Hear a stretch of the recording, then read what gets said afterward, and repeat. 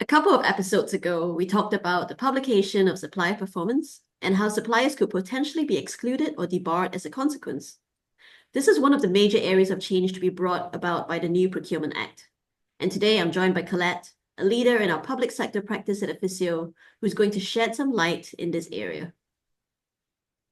Hi, Yehui. Thanks for having me on. What an exciting time for procurement professionals.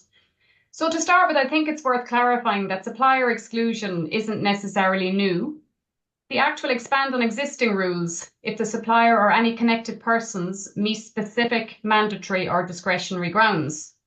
So we won't go into them all today, but what is new on discretionary grounds is the emphasis on labour misconduct and poor performance on a previous contract. This is welcomed news to all of us. I think the new contract performance provisions will bring increased and heightened transparency. So that's definitely good news. Thanks, Colette. That's really interesting. Now, what about the debarment list that I keep hearing about and how are suppliers placed on it? Is it a bit like Father Christmas naughty and nice list?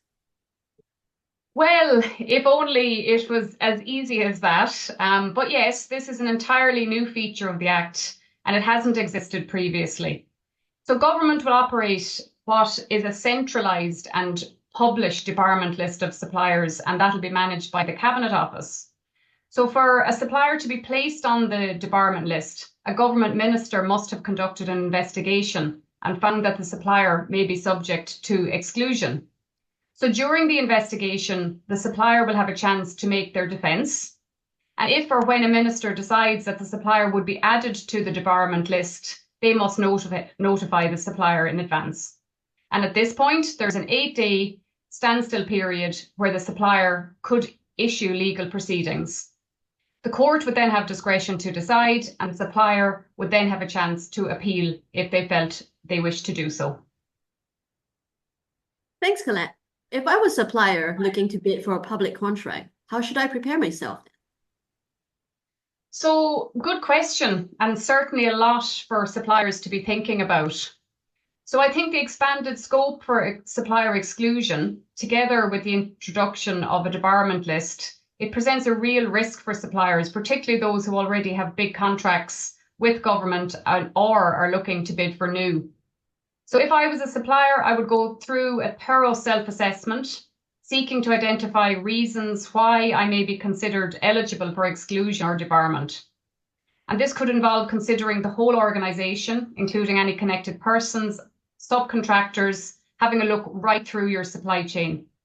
And if for any reason you identified issues early, a supplier could choose to begin what's called self-cleaning, and this is consistent with the previous Act. And suppliers could then use evidence as their risk mitigation or previous misconduct being repeated. They would show that they're mitigating the risks of this happening. It puts a lot of pressure and onus on contract managers to ensure robust processes and data is reported correctly to suppliers who are potentially excludable. And this would include updating internal policy, making sure teams are suitably trained, and importantly, documenting performance when registering on the central digital platform. Thanks, Colette. That's a really helpful summary and breakdown of what exclusion and debarment consist of.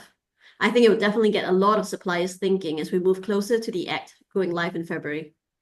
I hope you enjoyed today's Microcast. Please do post any thoughts or questions in the chat and get in touch with Colette or myself for any future topics you want to hear about.